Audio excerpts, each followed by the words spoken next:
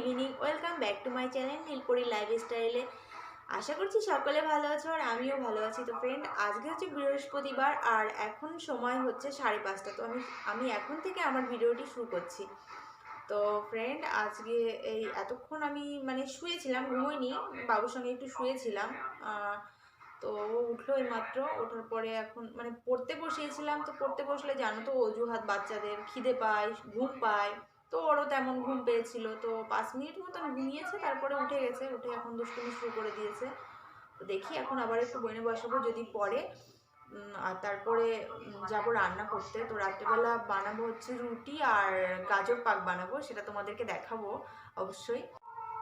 তো আজকে হচ্ছে পাঞ্জাবিদের একটা ওদের কাছে একটা মজার দিন, কেমন হচ্ছে লোহড়ি। ওরা হচ্ছে আজকের দিনে লোহড়ি মানায়। তো আমি জানি না এই ব্যাপারটা কিসের জন্য, কেন করে ওরা, আমি এটা জানি না। ব্যাস লোহড়ি মানায়, দেখে আসছি প্রত্যেক বছর। আমাদের পশ্চিমবাংলাতে যেমন কালকের দিনে হচ্ছে পৌষ সংক্রান্তি। তো আমাদের মধ্যে তো ভীষণ মজা করে, পিঠে পুলি খায়, তারপরে কত উঠোনে পিঠে খাওয়ানো হয়, বাস্তু ঠাকুরের পুজো হয়, কত কিছু। আর এদের হচ্ছে আমি প্রত্যেক বছর দেখি যে পৌষ সংক্রান্তির আগের দিনটাই ওরা এগুলো লড়ি মানায়। আগুনের সামনে বসে বাদাম টাদাম খায়, গাচুপ খায়। তো আমাদেরও বাদাম গাচুপ সব কিছু এনেছে দুপুরবেলা। তো আমরাও খাবো, কিন্তু আমরা হয়তো আগুনের সামনে গিয়ে বসবো না, আমরা ঘরে বসেই খাবো। তো যাই হোক, আমি বাবুকে একটু পড়িয়ে নিই আর তারপরে যাব হচ্ছে রান্না করতে। তো দেখো, এদিকে বাবুকে নিয়ে পড়তে বসে গেছি। আর পড়তে বসে ভীষণ দুষ্টুমি করছিল বাবু। দেখো, একবার বলছে আমি লিখবো, আমি পড়বো না। একবার মোজার মধ্যে হাত ঢুকিয়ে দিচ্ছে। তো তার জন্য আমি কোলের মধ্যে নিয়ে একটু বসলাম, যে চেপে চুপে ধরে রাখলে হয়তো কোনো কিছু করতে পারবে না। তো তারপরে একটু পড়লো। তাও ও কিন্তু সব কিছুই পড়তে পারে, কিন্তু দুষ্টুমি করে আর কি পড়ে না। আমাকে বলছে তুমি পড়িয়ে দাও, তাহলে পড়বো। তো আমি তাই জন্য পড়ে দিচ্ছিলাম। তাছাড়া ও কিন্তু একা একা পড়তে পারে। তো চলো পড়িয়ে নিই। তো ওইদিকে বাবুকে আমি বই টই পড়িয়ে চলে এসেছি রান্নার জায়গায়। তো এখানে দেখো, আমি 1 কিলো মতন গাজর নিয়েছি। সেটা আমি আগে খোসাটাকে ছাড়িয়ে ভালো করে ধুয়ে নিয়েছি। ধুয়ে এখন আমি এটাকে গ্রেট করে নিচ্ছি। আমি যেহেতু গাজরের হালুয়া বানাবো, তো এভাবে গ্রেট করে নিচ্ছি। এরপরে আমি এদিকে রান্নাটা বসিয়ে দিই। তো দেখো, এদিকে আমি গাজরের হালুয়া বানানোর জন্য এই যে গাজরটাকে তো গ্রেট করে রেখেছি। আর এখানে লাগছে হচ্ছে আমার খোয়া ক্ষীর আর কাজু কিশমিশ আমন্ড রেখেছি। এটাকে আমি ঘি দিয়ে ভেজে নেব। ঘিও লাগবে। আর হচ্ছে চিনি খুব অল্প পরিমাণ লাগবে, যেহেতু গাজরটা একটু মিষ্টি, অল্প দিলেই হয়ে যাবে। আর ওদিকে আমি দুধটা জাল দিতে বসিয়ে দিয়েছি। এখান থেকে একটু দুধও লাগবে। তো বন্ধুরা, আমি কিন্তু তোমাদেরকে রান্নাটা শেখাচ্ছি না, আমি যেভাবে রান্না করি সেটা আমি তোমাদের সঙ্গে শেয়ার করছি। তো এদিকে দেখো, কড়াইতে আমি দিয়ে দিলাম ঘি।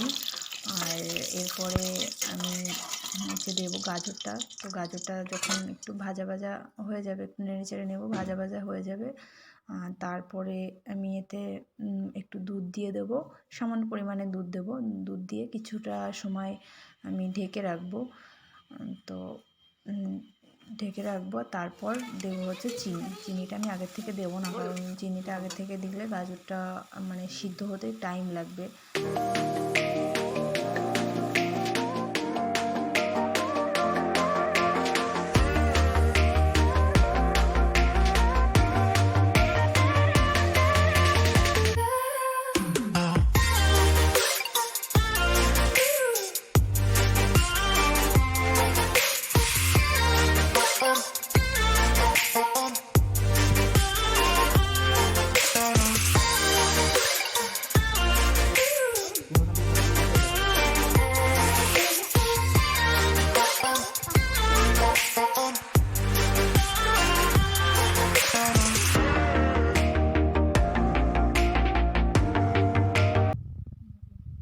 তো দেখো, আমার আটা মাখা হয়ে গেছে। আর এদিকে গাজরটা যে ঢাকা দিয়ে রেখেছিলাম 4-5 মিনিট, তো আমি ঢাকাটা তুলে দেখো অনেকটা গাজরটা সিদ্ধও হয়ে গেছে আর একটু জলও বেরিয়েছে। চিনিটা দিচ্ছি এখন ওর জন্য, আর চিনি দেওয়ার পরে আর একটু জল বেরোবে।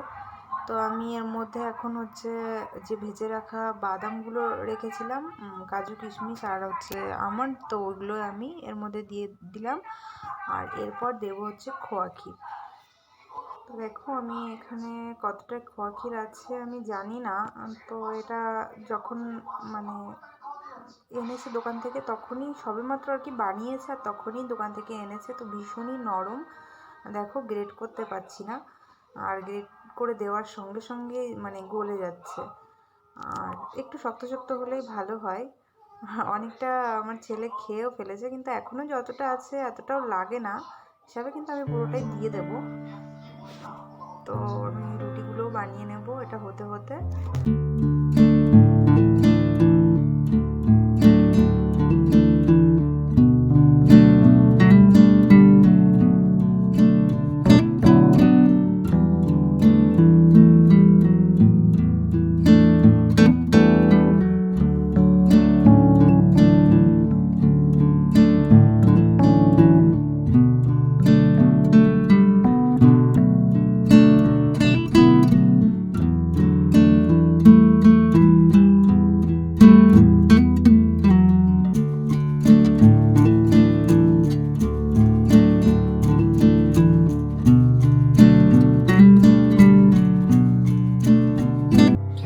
তো বন্ধুরা, আমার গাজরের হালুয়া অলমোস্ট রেডি। তো দেখো তোমাদের রেসিপিটা কেমন লাগলো আর ভিডিওটি কেমন লাগলো প্লিজ আমাকে কমেন্টে জানিও। আর আবার নতুন একটা ভিডিও নিয়ে আসবো। তো ততক্ষণ তোমরা ভালো থেকো, সুস্থ থেকো।